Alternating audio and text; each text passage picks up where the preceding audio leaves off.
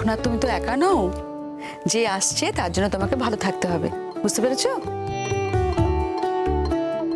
হ্যাঁ আমি তো বললাম ঠিকই আছে, সব ঠিকই আছে। অনুষ্ঠানটা ঠিকঠাক করে মিটে যাক, তারপরে না হয় আমরা বসে কথা বলবো। ঠিক আছে, এটা আগে মিটে যাক ঠিক করে। আর তাছাড়া একটু গান বাজনা হবে, একটা আনন্দের দিন। এই ছোটকা, গান বাজনা হবে তো? সত্যি হবে, আজকে গান বাজনা হবেই হবে।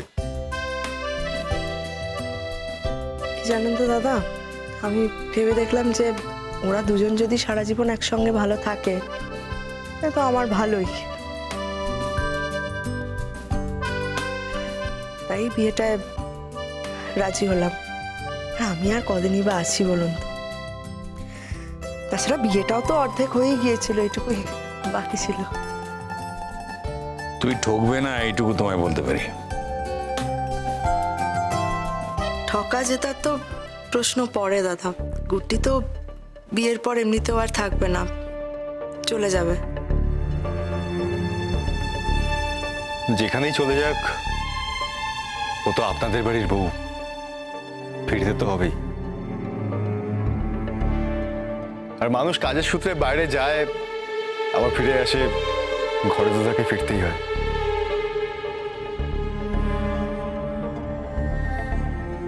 একটু ভুল হয়ে গেল, শুধু আমাদের বাড়ির বউ নয়, তোমাদের বাড়িরও বউ।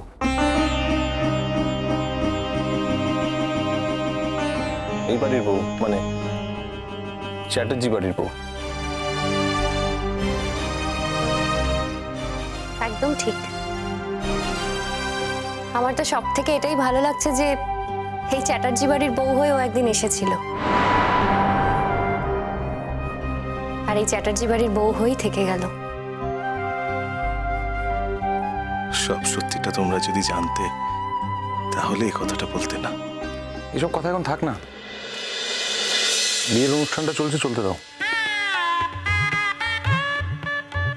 तमोद्व्यक्तमनिर्देश्यमाचिन्तनामवर्णवात् अपानिपादरूपं च शुद्धं नित्यं परात्परम्।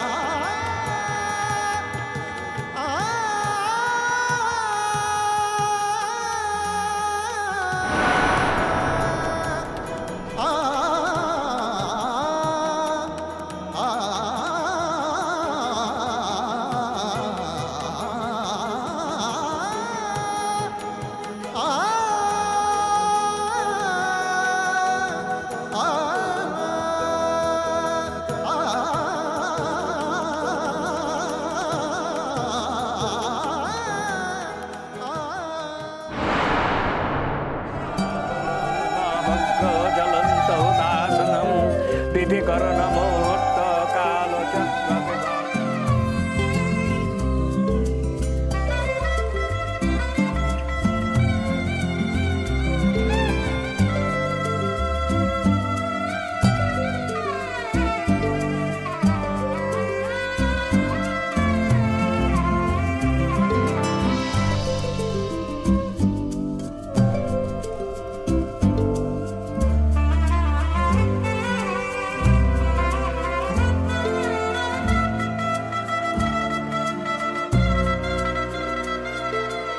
দাও বাবা, সিঁদুরটা পরিয়ে দাও।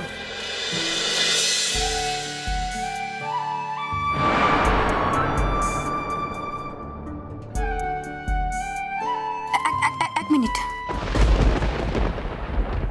ঠাকুরমশাই, আমি কিছু বলতে চাই।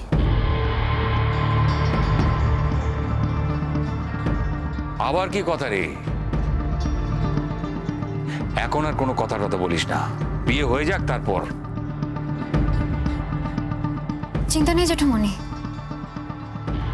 আমি এমন কিছু বলছি না যাতে বিয়ের আসরটা ভেঙে যাবে।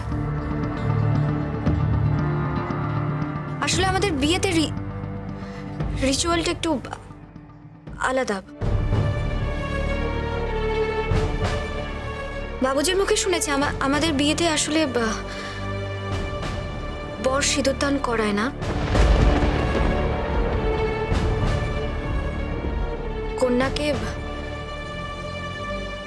নিজেকে সিঁদুর পরতে হয়।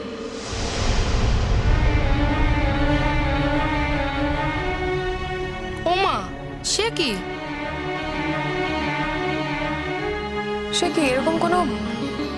এরকম কোনো নিয়ম আছে নাকি? বহুরূদাকে তো কোনোদিনও বলতে শুনিনি। তোমাদের সাথে বহুরুদার আর কতটুকুই বা কথা হতো শিরিন দিদি? আফটার অল তোমাদের বহুরুদা আমার বাবুজি। সুতরাং তোমাদের যে কথাগুলো বলেনি সে কথাগুলো আমাকে বলেছে। তাছাড়া তোমাকে এই কথাগুলো বলে লাভই বা কি হতো? তুমি তো আর বহুরুদার মেয়ে নও। তোমার বিয়ে তোমার বাড়ির নিয়মে হবে, আর আমার বিয়ে আমার বাড়ির নিয়মেই হবে। সত্যি এরকম অদ্ভুত নিয়ম শুনিনি রে কখনো। এটা কি তোদের বাড়ির নিয়ম নাকি তোদের কমিউনিটিতে এরকম? কিন্তু তোদের কমিউনিটির অনেক লোকের সঙ্গে তো আমি মেলামেশা করেছি, কই তাদের তো এরকম ভাবে। আমি ঠিক জানি না প্রফেসর আঙ্কেল, হয়তো এটা শুধু আমাদের বাড়িরই আলাদা নিয়ম। হয়তো কোনো সময় কারোর বিয়েতে কোনো বাধা তৈরি হয়েছিল, আর সেখান থেকেই হয়তো এরকম কোনো নিয়ম তৈরি হয়েছে। বাবুজি যেহেতু আমাকে বলে গেছে, তাই আমি এই নিয়মেই আমার এই কাজটা করতে চাই। না না, মেয়েরা তো সিঁদুর পরেই স্বামীর জন্য। স্বামীর হাতে সিঁদুর পরলে তবে সেই বিয়েটা সিদ্ধ হয়। তো তুই যুধাজিতের হাতে সিঁদুর পরবি না?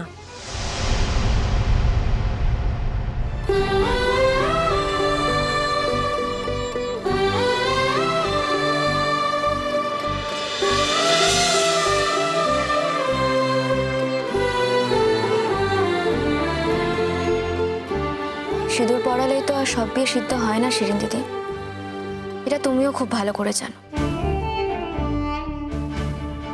তাছাড়া আমি আমার বাড়ির নিয়মটাকে কিছুতে অস্বীকার করতে পারবো না। আমি তবু একবার আপনাকে জিজ্ঞেস করছি, আপনার আপত্তি আছে কি? এখন আবার আপনি আগে কি? হ্যাঁ, তুমি করে বলো, তুমি। দেখ, যদি ওর আপত্তি থাকে তাহলে তো এটা তুই করতে পারবি না। তাহলে শ্বশুর বাড়ির নিয়মেই বিয়ে হবে। আর বাপের বাড়ির নিয়মটাকে তুই কেন টেনে আনতে চাইছিস বল? ওকে বলতে দাও না মিঠিদি।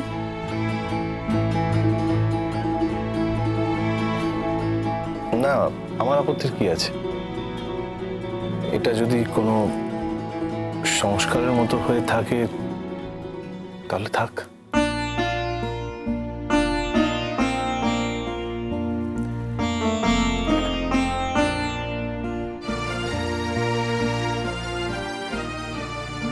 গুড্ডি যেমন ভাবে চাইছে তেমন ভাবে বিয়েটা হোক।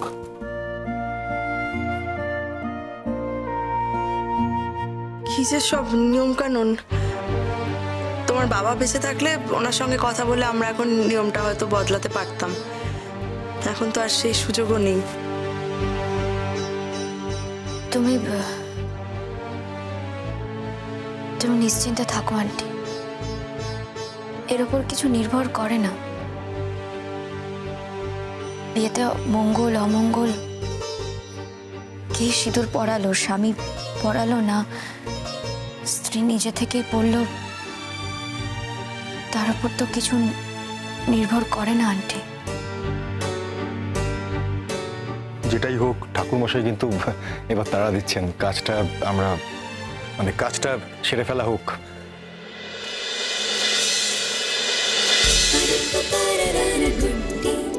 গুড্ডি